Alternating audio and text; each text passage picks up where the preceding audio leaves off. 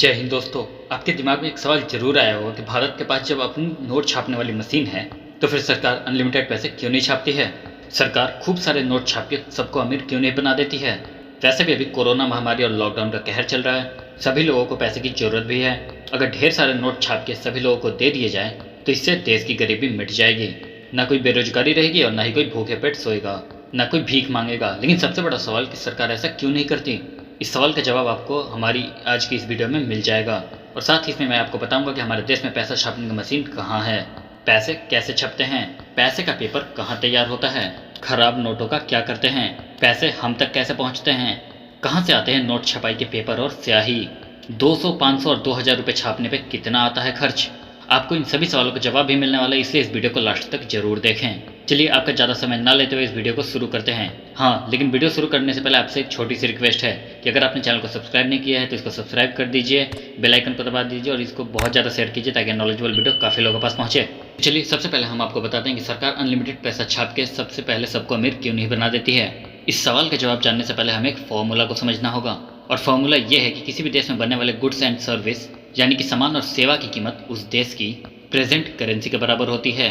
यानी कि किसी भी देश में जो सामान की कीमत होती है वो उस देश की प्रेजेंट करेंसी के बराबर होती है।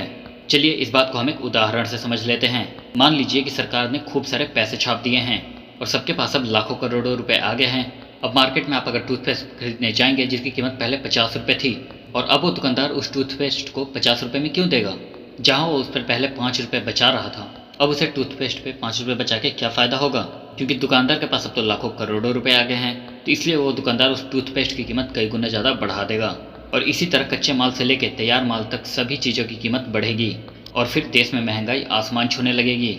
देश में महंगाई ज़्यादा ना बढ़ जाए इसलिए सरकार ज़्यादा पैसे नहीं छापती। चलिए अब आपको बताते हैं कि हमारे देश में पैसा छापने की मशीनें कहाँ हैं। पैसा बनाने की मशीनें एमपी के देवास, मैसूर, सालबोनी और नासिक में हैं। देवास में नोट की स्याही और 10, 50 और 500 के नोट छापे जाते हैं। मैसूर में 2000 के नोट छपते हैं। आपको बता दें कि देवास में एक साल में 265 करोड़ नोट छपते हैं। इसके अलावा हमारे देश में एक पेपर मिल, 4 बैंक नोट प्रेस और 4 टकसाल मिल है। टकसाल मिल देश के 4 शहरों जिनमें मुंबई, हैदराबाद, कोलकाता और नोएडा शामिल है। नोट छपाई के पेपर होशंगाबाद और विदेशों से इंपोर्ट किए जाते हैं। इंडियन नोट में 3 जगह का पेपर यूज होता है। नंबर 1 महाराष्ट्र के currency note, number 2 paper MP के होशंगाबाद मिल से आता है, नंबर 3 कुछ पेपर को विदेश से इंपोर्ट किया जाता है। चलिए अब आपको बताते हैं कि पैसे छपते कैसे हैं। विदेश और होशंगाबाद से आए पेपर को साइमेंटन मशीन में डाला जाता है। इसके बाद इसे दूसरी मशीन यानी कि इंटैबू मशीन में डालते हैं। मशीन से निकले नोटों की सीट पर अच्छे और ख़राब नोटों को अलग अलग कर दिया जाता है। इसके बाद सही नोटों पर नंबर डाला जाता है। नंबर डालने के बाद एक एक नोट को चेक किया जाता है। चलिए अब आपको बताते हैं कि पैसे का पेपर कहाँ तैयार होता है। पैसे का पेपर ज़्यादातर दुनिया के 4 देशों में होता है। इन देशों में पेपर बनाने की आधुनिक मशीनें हैं। तो चलिए जानते हैं वो कौन से देश हैं। नंबर 1 अमेरिका का पोर्टल नंबर, नंबर 2 फ्रांस का अर्जुविगिज, नंबर 3 स्वीडन, नंबर 4 लूसेल पेपर फैब्रिक। चलिए अब हम आपको बताते हैं कि पैसे हम तक पहुँचते कैसे हैं। इंडियन रिजर्व बैंक के देश में 18 ऑफिस हैं।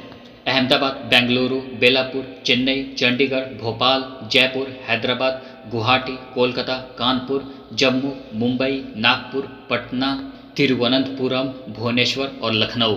सबसे पहले नोट इन ऑफिस में पहुंचते हैं, उसके बाद अलग अलग बैंक में भेज दिए जाते हैं। चलिए अब पता करते हैं कि आखिर खराब नोटों का क्या होता है।